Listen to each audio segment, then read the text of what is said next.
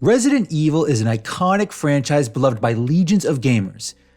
It didn't just set the standard for survival horror, it created a wholly unique experience. Suddenly, playing a video game felt like navigating a horror movie. It had everything from jump scares to dark, ominous ambience to extensive lore.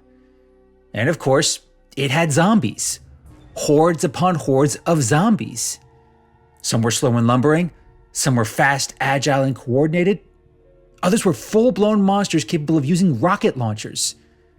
Not every game has been well received, but for the most part, they're action-packed, bloody, and all-around fun. As for the movies that spun out of this franchise, well, that's a different story. And it's a story that's more disappointing than it is scary. Hello everyone, I'm Jack Fisher and welcome to my world. And having played almost every Resident Evil game, I consider myself a fan of this franchise. Survival horror games may have a very niche appeal, but there's no question that Resident Evil is the most well-known as well as the most successful. The key element to that success is blending elements of classic horror with gaming. Add some extensive world building with the Umbrella Corporation, create memorable characters like Leon Kennedy, Ada Wong, Jill Valentine, Albert Wesker, and Kristen Claire Redfield, and you've got everything you need to create an expansive universe. Translating that into full-length feature films shouldn't be that difficult, especially when compared to other video game franchises. And yet, Resident Evil movies have a mixed reputation, to say the least. From 2002 to 2021, a total of 7 movies came out based on this franchise.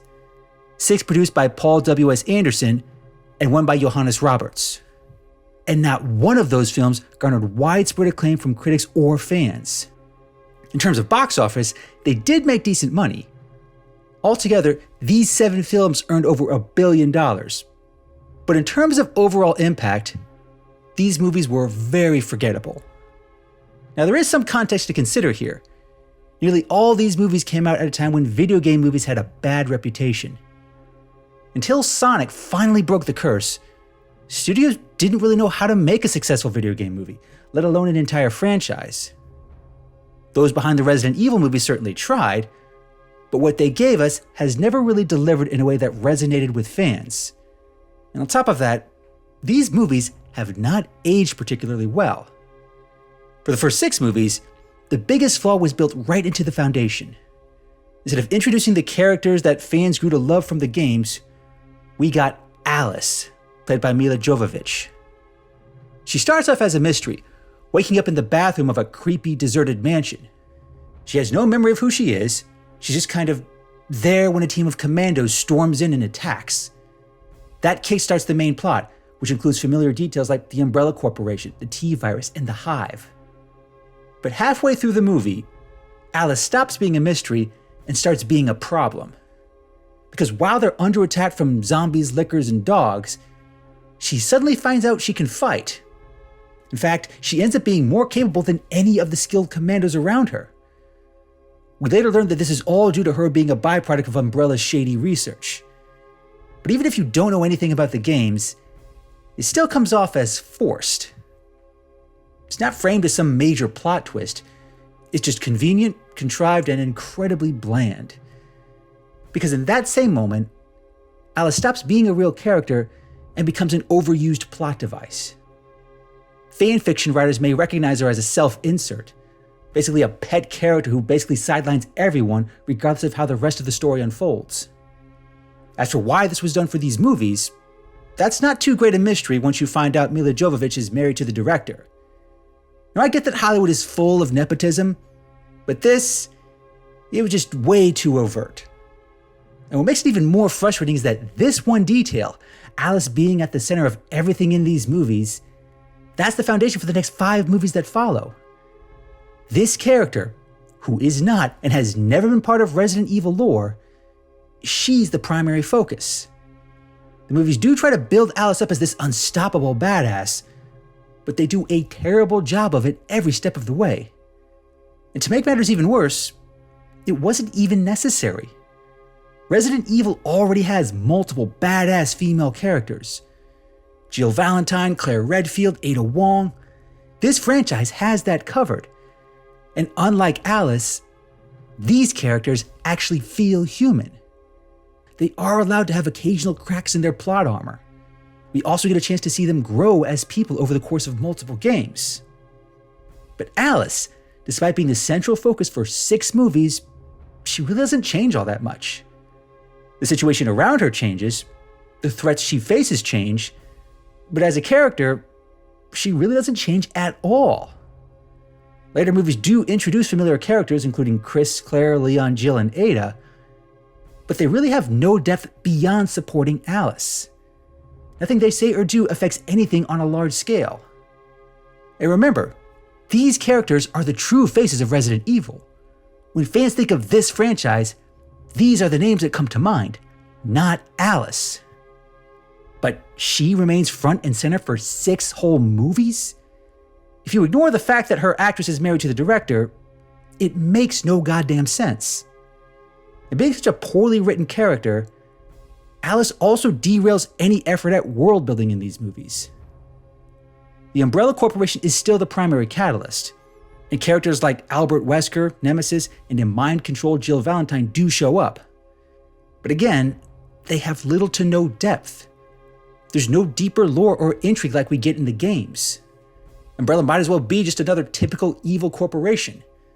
Like every other non-Alice character, they exist only as a plot point and nothing more.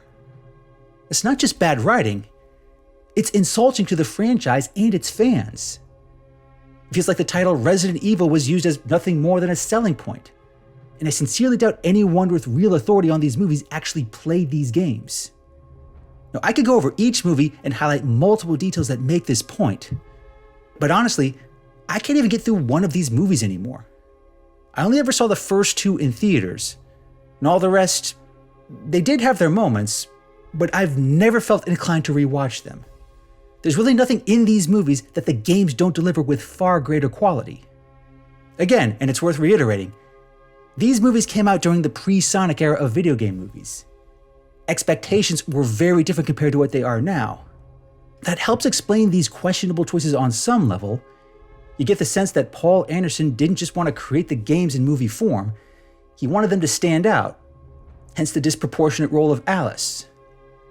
But that's still no excuse for these movies having such terrible writing.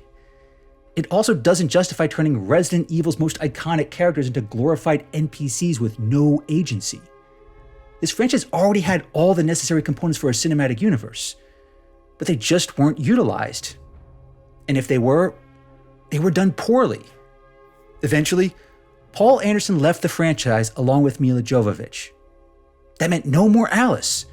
Resident Evil finally had a chance to start fresh with Resident Evil: Welcome to Raccoon City in 2021. But unfortunately, not much came from this opportunity.